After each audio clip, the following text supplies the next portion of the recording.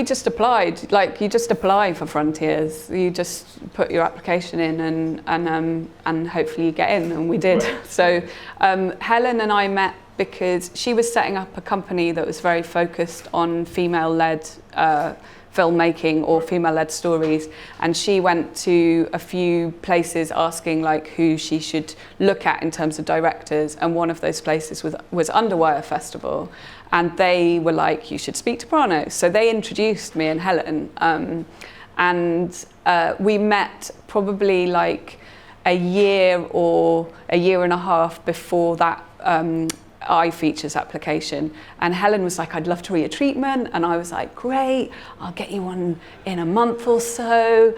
And then she'd like occasionally email every 3 months and say, how's that treatment going? And I was like, yeah, it's coming, because I was in the midst of like still making shorts and music videos, and like not being happy with the treatment and not finding enough time to work on the treatment and things like that. Eventually I just stopped making music videos because I just thought, this is sucking the life out of me and all my time. So basically that was kind of how I met Helen, and then the iFeatures thing came up, and it's Helen's debut as well. So, you know, we hadn't worked together before. It was, you know, we leapt into this experience, and luckily it worked out really well, because we hadn't tried and tested our sort of relationship. And, you know, making a film does try and test. Some people don't come out friends, and me and Helen have come out strong, and, you know, she's great.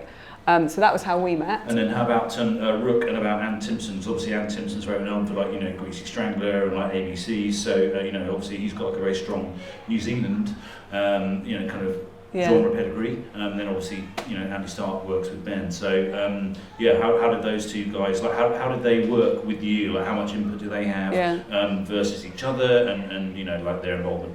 So Andy, actually, I'd met him really briefly through an actress friend who said, you know, come and meet Andy, I want you to direct this film. And, you know, I'd met him and that hadn't happened.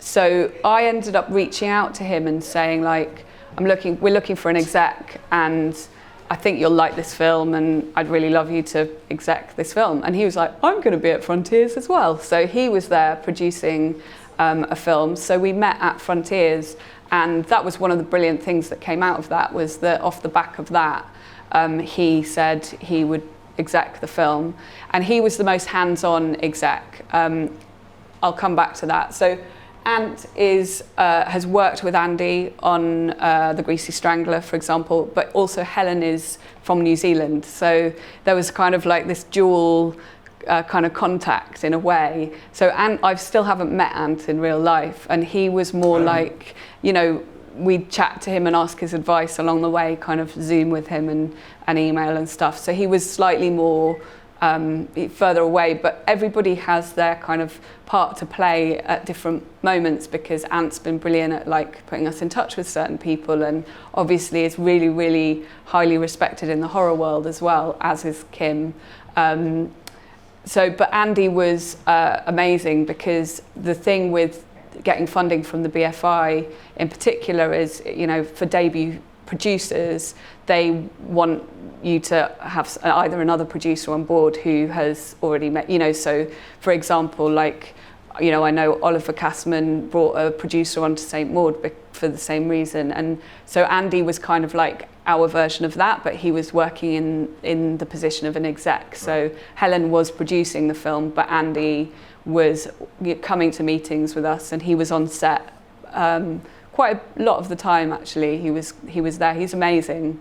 He's like proper, kind of says it how it is, no bullshit, kind of in the best way possible. Yeah, he's brilliant. Find us at NoDirectionHome.com.